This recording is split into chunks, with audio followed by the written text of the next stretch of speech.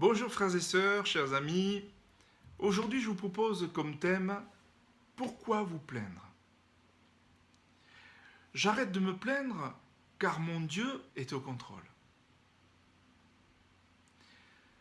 On va lire donc le psaume 42, versets 6 à 7, puisque cette semaine, c'est ce psaume-là que nous allons découvrir ensemble. Pourquoi me décourager? Pourquoi me plaindre de ma vie? Il vaut mieux compter sur Dieu. Oui, je vais encore le remercier, lui mon sauveur et mon Dieu. Mon Dieu, je suis découragé. C'est pourquoi je pense à toi, là où je suis, au pays du fleuve du Jourdain, près du mont Petit, dans les montagnes de l'Hermont. Peut-être êtes-vous comme moi, nous avons souvent beaucoup de pourquoi à adresser à Dieu, n'est-ce pas? Pourquoi cela m'arrive-t-il? Pourquoi cette maladie? Pourquoi cette souffrance? Pourquoi cette épreuve? Pourquoi cette solitude? Pourquoi ce confinement? Pourquoi cette pandémie? Pourquoi? Je crois que ces questions pleines d'honnêteté et de transparence devant Dieu sont légitimes. Nous souffrons et voulons en connaître la raison. Mais souvent, Dieu ne nous donne pas toutes les réponses. Alors, nous intériorisons nos questionnements sous forme de découragement, d'abattement. David a lui-même écrit « Pourquoi t'as battu mon âme et gémis-tu au-dedans de moi ?» Espère en Dieu, car je le louerai encore. Il est mon salut et mon Dieu. C'est dans le psaume 43, verset 5. Quand l'âme est abattue, ce découragement intérieur entraîne des conséquences extérieures. Des plaintes, des complaintes, comme « je ne suis pas heureux, ma vie est nulle, à quoi bon vivre ?» Mais souvenez-vous bien de ceci. Le problème ne disparaît pas en se plaignant.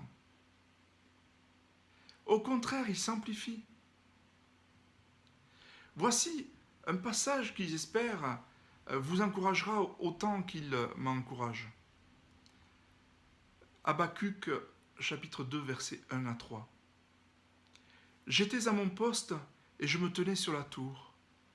Je veillais pour voir ce que l'Éternel me dirait et ce que je répliquerais après ma plainte.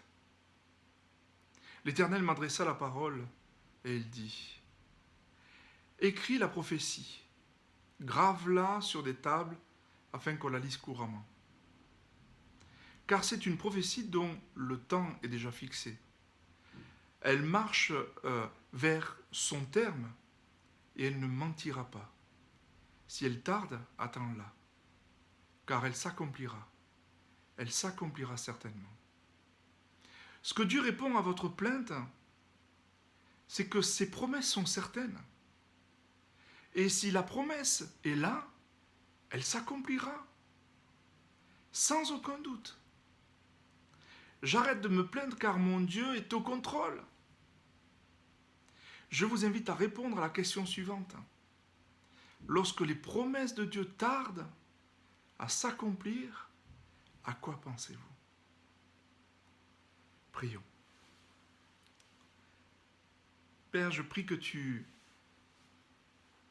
sois toujours le centre dans ma vie. Seigneur, je voudrais vraiment que mes pensées soient vraiment tes pensées. Je voudrais voir les choses comme tu les vois toi, Seigneur. Et c'est vrai que tes promesses ne tarderont pas à s'accomplir. Et dans la parole, à la croix, Seigneur, tu as dit, tout est accompli. Je prie, Seigneur, que ces paroles deviennent vie en moi, au nom de Jésus, avec l'aide de ton esprit. Amen. Amen. Soyez bénis. À demain.